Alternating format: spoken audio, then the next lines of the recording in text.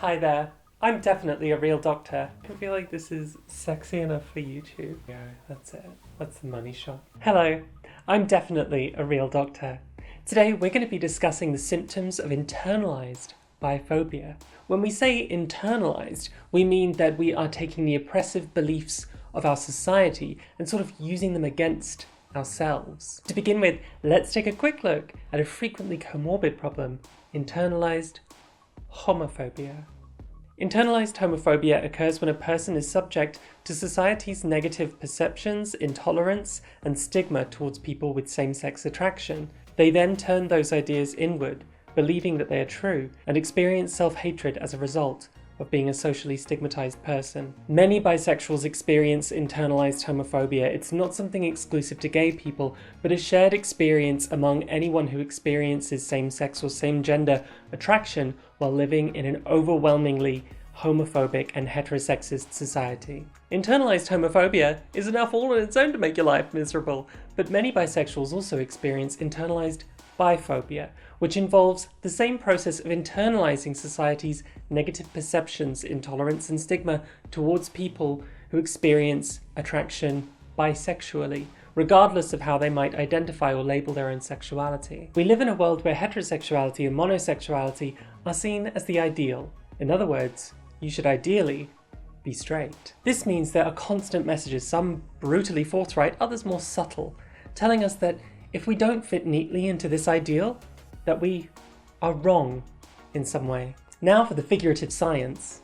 As society throws its biphobia and homophobia at you, these things begin to accumulate. Gradually, over time, the sediments are drawn together through forces of figurative gravity to begin a figurative life of their own within you, as you see here, through the mighty technology of the figurative X-ray. Let's take a look at how internalized biphobia manifests. Does this X-ray have a microphone? I quite enjoy the idea of talking to the rest of you instead of just this one freak all the time. How delicious. So you think you're bi, do you? Or whatever label you think is exempt of the negative connotations of such a thing. Well, I'm not so sure. I know everyone you've ever kissed. I know when there's just a little bit too much of this gender or a little bit too much of that gender. You're hardly gay now, are you? I don't think you belong at Pride. You may as well be straight.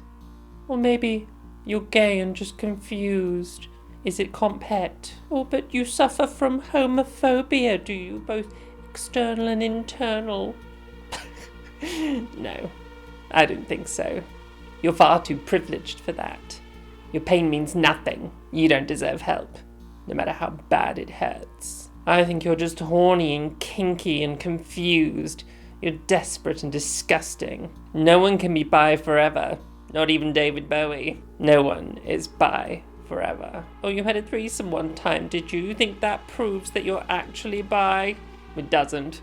It proves that you're disgusting and perverted. You'll shag anything that moves, you dirty thing. How can you call yourself bi?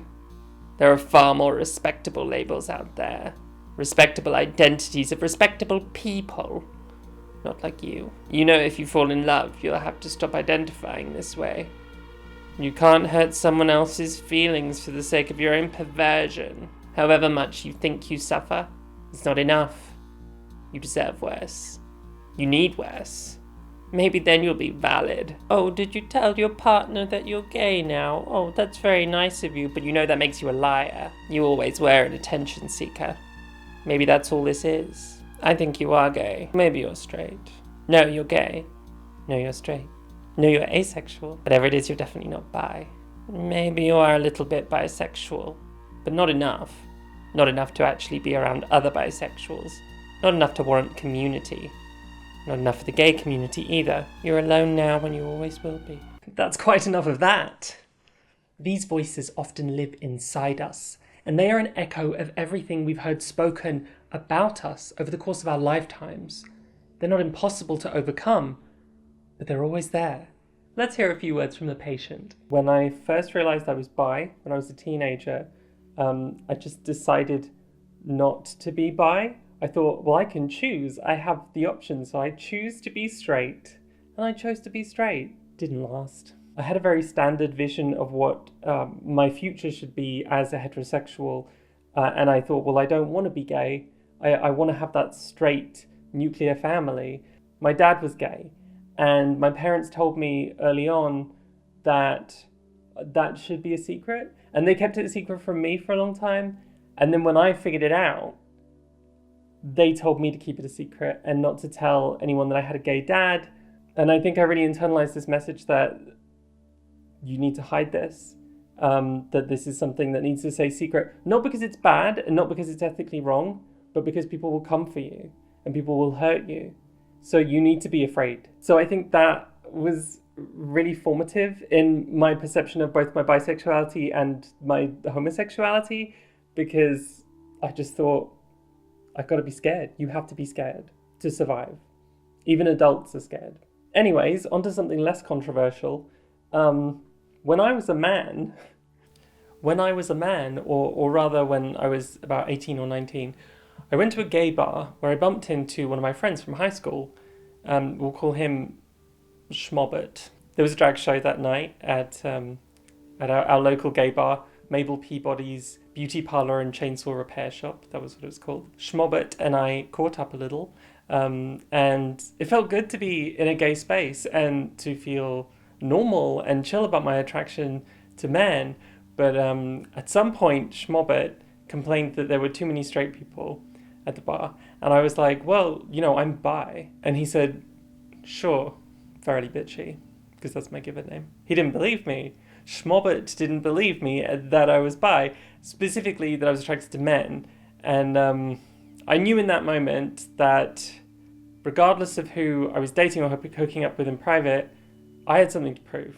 Now, I had an amazing skill in those days. I could chug the cheapest vodka straight from the bottle without flinching, and I could get trashed out of my mind without getting a hangover. As a person who has had severe anxiety my whole life, this self-destructive behavior came in really handy at parties. I could get rid of my anxiety very cheaply with just a few shots, and I wouldn't eat any food all day so that the alcohol had maximum effect.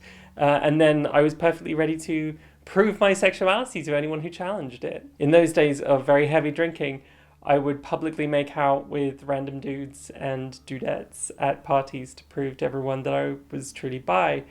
You can't deny I'm bi when I got a tongue in every orifice, right? And while I definitely had some fun with all this, I was in large part trying to cope with two things. I was self-medicating my anxiety in a way which doctors don't strictly recommend. And two, I was giving in to my internalized biphobia. So Schmobbert hadn't been the only person to question my sexuality in those days. I would often find that gay men and straight women would flirt with me via questioning my sexuality.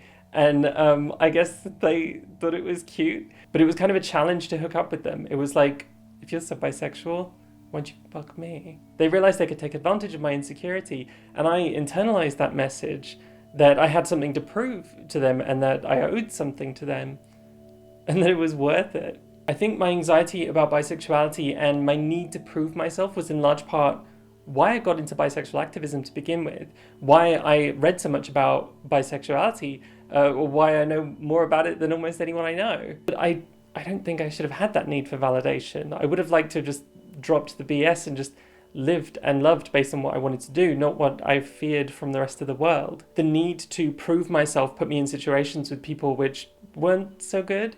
They also led me to romanticize gay people in an unrealistic way, which again put me in situations with people that I really probably shouldn't have been in. I had this feeling of hierarchy where like gay people were good and I was less good. That's just a general rule. I am less good.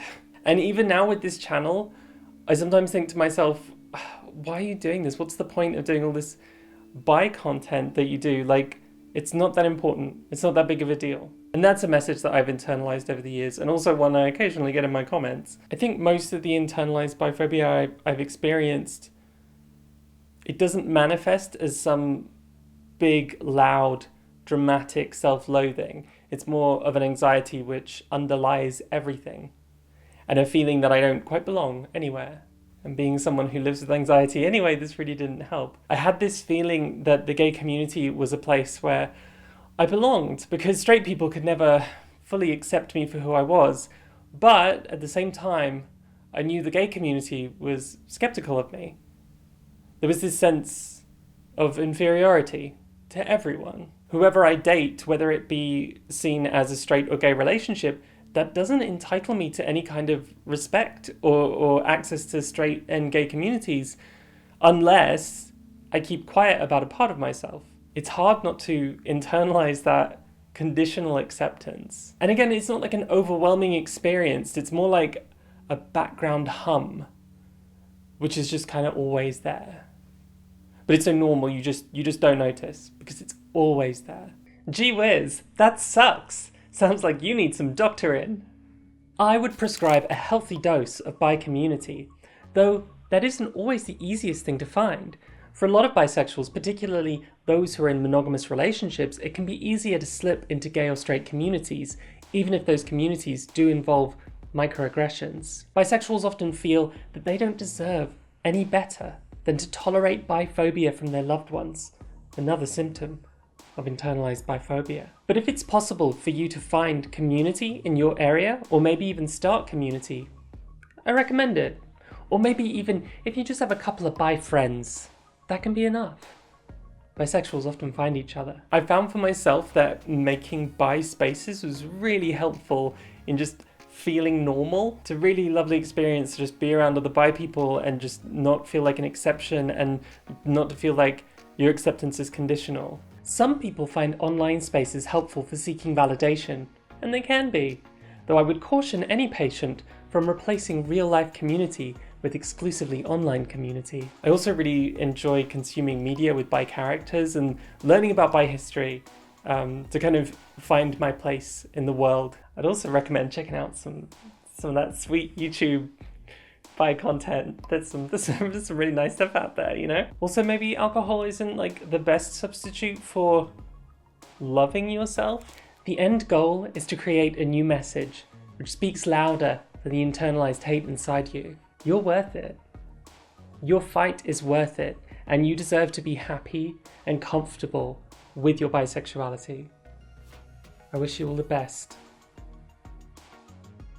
Thank you so much to all my patrons, and a special thanks to Kat R, Danny Aidenstone, Hannah Acker, Siobhan, Erin, AJ, Apathetic Gaiety, Eric Parkinson, Charis Edwards, Dweebin, ES, Gavin Salmon, Hackneyed Edits, Juicy Fantasy Queen Plant Hookups, Juliana C, Julius, Kate and Jess, Kisa, Lillian Brink, Lord Asriel, Marla, Miss Mad, Nico, Nick, Snary, Nina, Oddbjorn the Frizzy, Olive, Pregnant Seinfeld, Rava Rub, Rebecca Peacock, Rock the Shell, St. Laura, Sarah R, Sawyer Donk, Shaved Headed By, Soy, Spaghetti Rabbit, Steve, Strawfox, Susie S, Tia Till, Tina Gigia, Verlux, and Will O'Connor. Please like and subscribe and share, and when you subscribe, ring the bell so you can get notifications for every single one of my videos. Whoa, that's so cool. That's a possibility.